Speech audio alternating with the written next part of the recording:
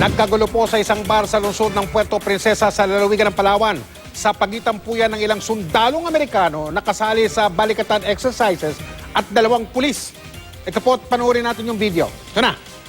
Ito po, ayan, makikita yung nagsimula ang gulo. Ayan, nang tinabig ng isang sundalong Amerikano yung beer ng isang kasamahan ng mga pulis.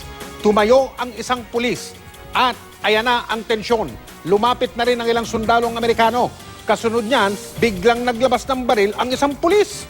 Pumagit na ang mga empleyado at may-ari ng bar. Pero hindi na naawat ang mga nag-aaway. Ayan na. O salyahan na. At lumabas din ang mga sundalo sa bar.